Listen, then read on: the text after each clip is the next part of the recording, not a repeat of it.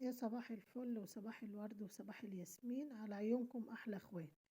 قعدنا النهارده بقى ازاي تعملي القهوه مظبوطه بالظبط يعني، عشان في ناس كتير ما بتعرفش تعمل القهوه.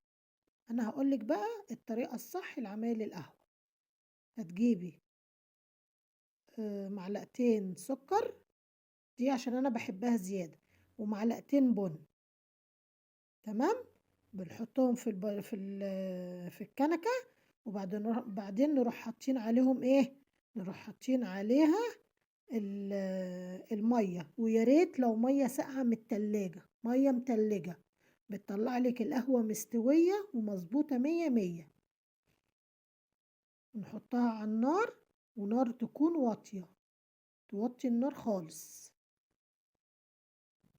دي عجبتني اوي الكنكه دي والفنجان ده كده، وقلت اعمل فيها، عجبتني الطريقه دي يعني.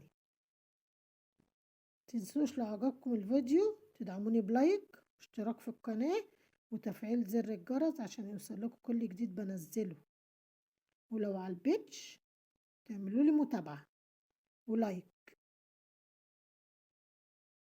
بصوا بقى بتنزل براحتها على راحتين راحتها. عارفة ده بقى قهوة المزاج العالي بجد يعني. اللي بيحب القهوة يخش يقولي في الكومنت.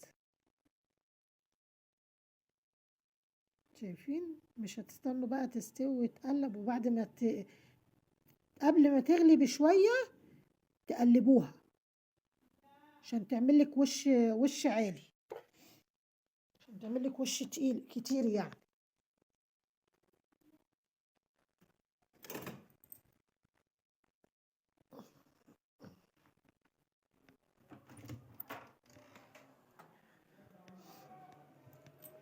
خد يا موزة. معلش ابني بينده عليا، هو اسمه حمزة بس انا بدلعه بقول له يا موزة. شايفين؟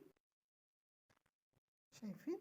انا ما رضيتش اسرع ولا اعمل اي حاجه، انا سبت لكم الفيديو كده بحاله، سبته لكم زي ما هو.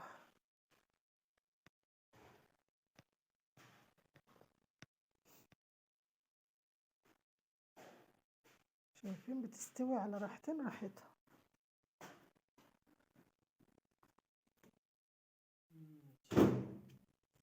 يا قلبي بطي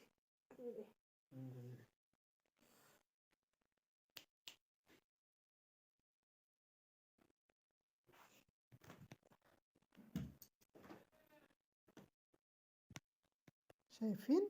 شايفين؟ ولا تستني بقى ان انت تصبي ولا تعمليها، بتنزل لوحديها. هي شايفه شغلها الكنكه. بجد اختراع جميل، اختراع الكنكه ده. شايفين الوش عامل ازاي؟ انا عملت الفيديو ده عشان والله بامانه في ناس ما بتعرفش تعمل القهوه فعلا. شايفين؟ شايفين الوش؟ والله لو كانت كوبايه ازاز